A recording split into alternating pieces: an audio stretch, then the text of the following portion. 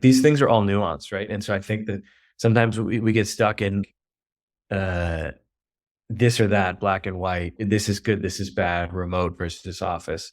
The truth is, it's all super nuanced, right? In terms of collaboration, in terms of the way forward, and that's what I love having these deeper sort of conversations because I think you get to some sort of like truths that are well defined and easier to sort of apply in useful ways within your life and definitely as a designer.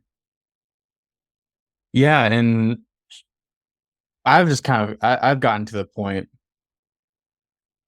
where you can't actually, no one has enough data to make it like a zero sum discussion.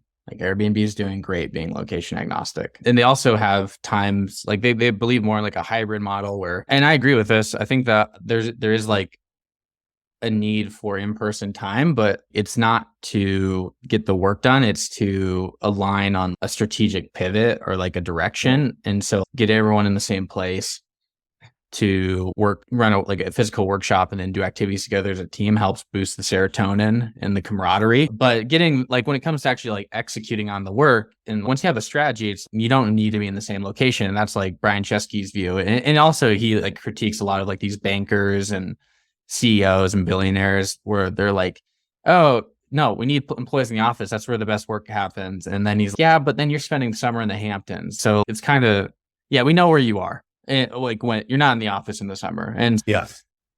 yeah, there's this level of like hypocrisy about wanting to control people.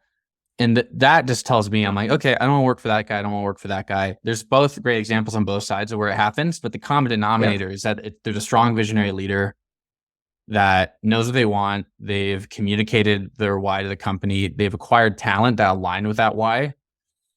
And I'm just basically copying like what Simon Sinek said. And then they also provide ways to boost serotonin, oxytocin, give the dopamine rush of going towards a worthy goal.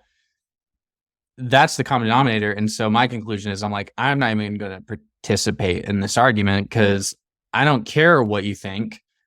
I like hybrid. I like mostly remote. And I'm going to business Right. however I want. I've driven the business forward in both environments. And so I Exactly. don't think it's that. I think we're focusing on the wrong problem. So I I agree with you. completely agree. I completely agree. And I love what you said earlier too about just hiring. And like the data suggests the same thing. It's like there's that book, sort of The World is Flat. And the truth is the world isn't as flat as people think it is, right? Like that the whole premise of that book was like the world is flatter than we think it is.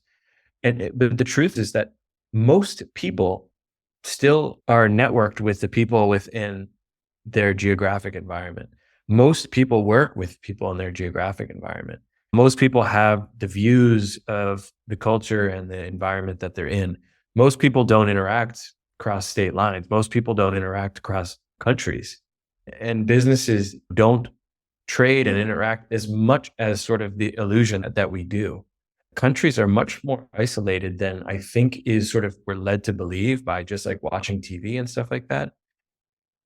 But technology is one of those things that completely sort of breaks down these things in ways that is super efficient.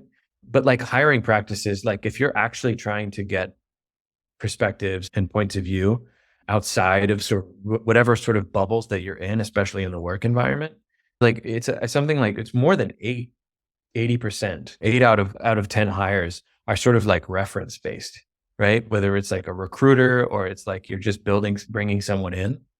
And so these sort of like job listings where people apply, I mean, this is kind of a big scam, right? You're sort of like AI optimizing your resume and applying to like online jobs. And it just goes into a big black pit of like emptiness, right? And I feel like the majority of these companies just post their jobs just to have the illusion as if people can apply. And I think people are sort of like picking up on that. And I think people have a sense that this is like a messed up system. The truth is that most people that get in it somehow it's recommended, right? Because trust is that missing piece, right? Have you worked with them? Can I collaborate with this person? Someone I trust is saying that this is a good hire or having someone mutual. Most sales works that way and most hires work that way. And The good of that is that you can build relationships, and that becomes core and fundamental to your career, is building relationships. The hard part and the difficult part of that is you get, like you said, right? You get a bunch of people that are basically cultural or idea clones of whoever's in charge of hiring, right? Yeah. Either from like the executive team or like leadership or managers or recruiters, is people think that they're sort of evidence based or rigorous or data based in terms of this is the best, this is the right fit. And the truth is, as humans and UX designers, we know this more than anyone, is we're super flawed, right? Our cognitive abilities, our abilities to think critically and reasonably and rationally, we're very much human. Like we're flawed and we have tons of biases, right? And so we think we're making some sort of rigorous, well-reasoned decision, including in hiring. And the truth is we're just sort of like emotionally reacting and responding to a bunch of complicated biases that it's almost impossible to fully unpack. And that's ends up being the result. And so you have a bunch of sort of companies with that are sort of locked into certain norms. And then I think big things get missed, right? When everyone sort of fits a certain mold. And that can work. That again, that can work in certain contexts for different use cases. Again, we're not black and white, right? There's a lot of gray. There's a lot of use cases where that works well, but there's also a lot of areas in which the crowd think and sort of a bunch of people that are agreement or have the same biases can really sort of walk themselves into a really difficult place or end up causing a lot of harm, right? In terms of the things that they're building together. It causes harm it causes harm to externally and internally, right? Layoffs because Yeah. we're not critically thinking, and so we overhired. And so I just Yeah. Think about what reread, just happened with all the big tech companies, right? yeah, because You had this yeah, massive sort of ramp up when, there was easy money coming from the yeah, government and sort of like just flooding the system and assets with money. And then a ton of sort of money just got funneled to a bunch of sort of tech companies that were scaling because the economy was sort of superficially doing really well. And then salaries started getting inflated. And you just had companies that were hiring without a need because they were sort of just like in a frenzy. And they just sort of hired tons of people. And then the second that the economy sort of had a pullback and the stock market and like different things had a pullback, and then people all of a sudden went from this sort of like frenzy of hiring, and then they went to just matching each other, right? In terms of trying to fire a certain percentage of the workforce.